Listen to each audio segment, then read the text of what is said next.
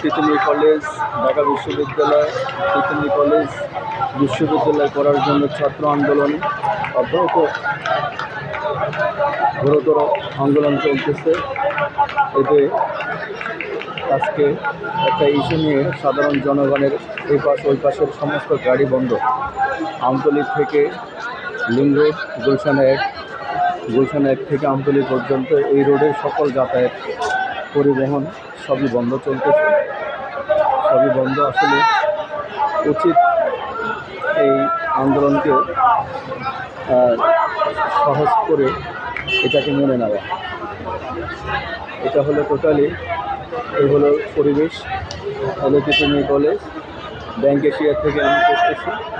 এই হলো সব গাড়ি এদিক ওদিক বন্ধ, যে সব ওই পাশে বন্ধ চলতেছে। এই সমস্ত জায়গায় সব মানুষ বন্দী হয়ে গেছে, আন্দোলন চলতেছে বেগমান। আন্দোলনের দ্বারা অব্যাহত চলতেছে ছাত্র আন্দোলন। ছাত্ররা আজকে মানববন্ধন 24 ঘন্টা খেয়ে না খেয়ে তারা অসুস্থ হয়ে আছে। আর তারা আন্দোলন চালিয়ে যাবে, তারা প্রতিশ্রুতি দিয়েছে। এখন এই আন্দোলনকে মেনে নেওয়াই আসলে উচিত হবে।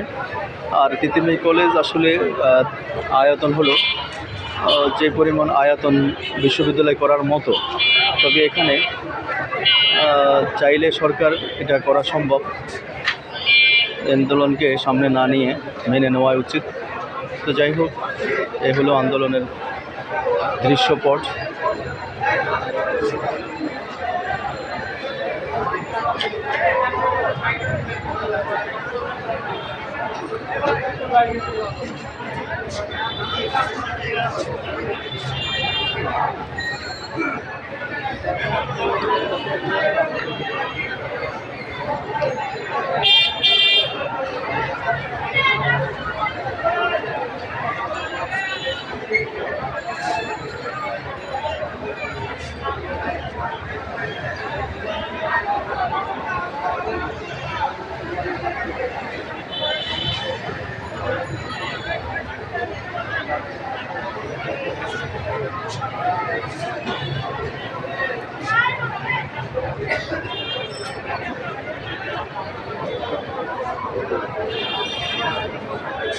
পুলিশ দাঁড়িয়ে আছে এই পাশে, ওই পাশে সেনাবাহিনী, বিজিবি, ওই যে দেখা যাচ্ছে বিজিবি, পুলিশ, সবাই চতুর্দিক দিয়ে দাঁড়িয়ে। ওই পাশে গুলশান থেকে আসা লিং রোড থেকে গাড়ি আটকানো আছে।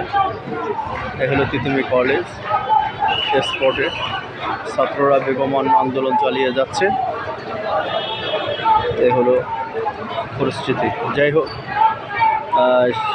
সরকারের দৃষ্টি আকর্ষণ করছি, উচিত এটার একটা সুরাহা করা, জনগণ অথবা সাধারণ মানুষের যাতায়াতের ব্যবস্থা করে দেওয়া, এবং জনগণ এটা থেকে মুক্তি লাভ করবে, এটাই আমাদের সকলের আশাবাদী। সবাই ভালো থাকবেন, সুস্থ থাকবেন।